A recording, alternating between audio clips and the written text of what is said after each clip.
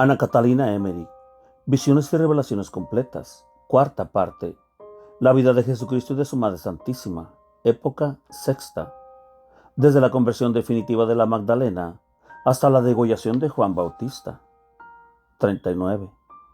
Jesús en Sunem, otros lugares. Jesús sanó todavía a algunos enfermos, despidió al pueblo y fuese con Pedro, Juan y los discípulos hacia el sur, camino de 3 horas, a la ciudad de Sunem. Le acompañaron varias personas, entre ellas un hombre que le había rogado, cuando la última vez pasó de Samaria a Galilea, en el albergue no lejos de Endor, que fuese a su casa para ver a su hijo enfermo. Le rogó de nuevo, y Jesús fue con él a su casa. Las 2 mujeres endemoniadas de Gateper le habían seguido al sermón del monte, y ahora fueron liberadas por Jesús con la imposición de las manos. Cuando llegó al torrente Quizón, sanó a un leproso completamente abandonado, despreciado y pobre. Hacía 20 años que estaba enfermo y le habían hecho un refugio cerca del camino. Jesús se dirigió a él, lo sanó y le mandó presentarse como los otros a los sacerdotes de Nazaret. Jesús llegó al anochecer a Sunem y se hospedó con Pedro, Juan y aquel hombre que le había invitado a su casa. Todos los hijos de este hombre estaban enfermos.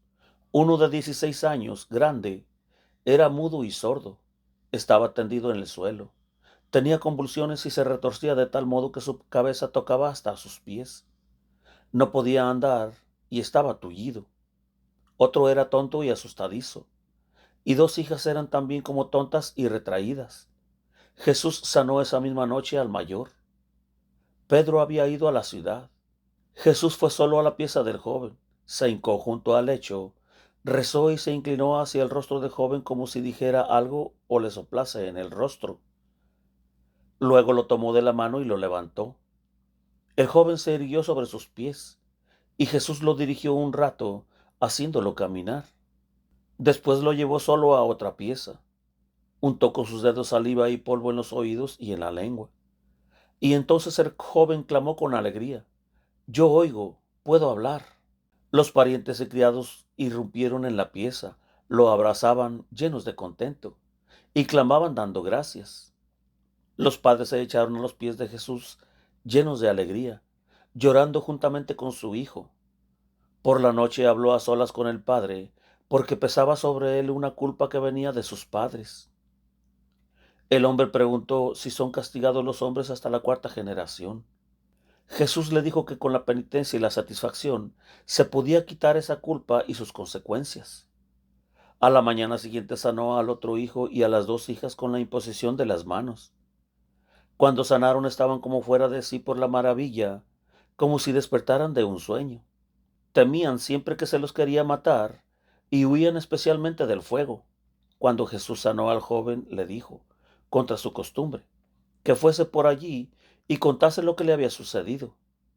El resultado fue que se reunió tanta gente que trajeron toda clase de enfermos, a quienes sanaba por las calles, y bendecía a los niños después de curarlos.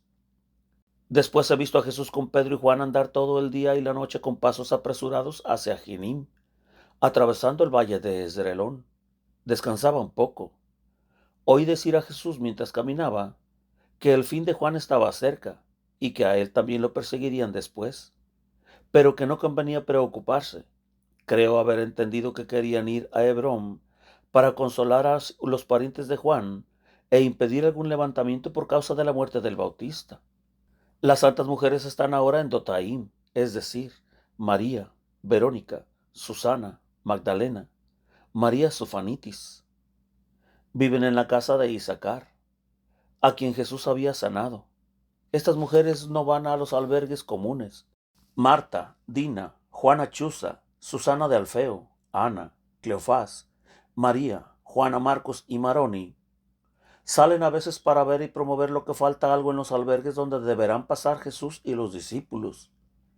Son 11 mujeres las que están allí. Por la mañana he visto a Jesús con sus 2 apóstoles caminando al sur de Samaria, y vi que los 2 discípulos egipcios y el hijo de Juana Chuza llegaron aquí desde el oriente. Estos discípulos egipcios estuvieron como un año en Hebrón estudiando. Habían estado en Belén y en Betania con Lázaro, de modo que eran ya conocidos por los demás discípulos. Jesús luego llegó con sus acompañantes a la choza de aquellos pastores con los cuales había estado después de la conversación con la samaritana, junto al pozo de Jacob, y donde sanó al hijo del posadero. Tomaron algún alimento y descansaron de largo camino. Más tarde, tuve una visión en cuadros, donde vi a Jesús enseñando a los pastores junto a un pozo. Les contaba las parábolas del tesoro escondido en el campo y de la dracma perdida y hallada. Con motivo de esta parábola rieron algunos hombres de la simpleza de la mujer, que por una dracma se había tomado tanto trabajo, cuando ellos, pensaban, habían perdido cosas de mucho más valor sin tomarse tanto trabajo.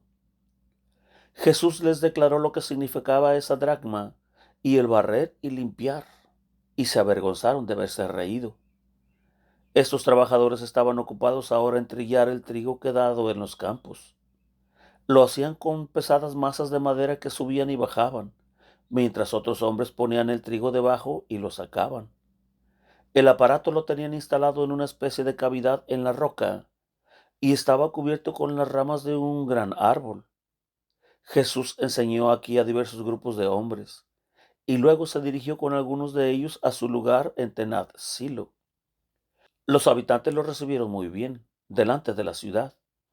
Le ofrecieron un alimento, le lavaron los pies a él y a sus discípulos y quisieron cambiarle sus vestidos, cosa que no aceptó.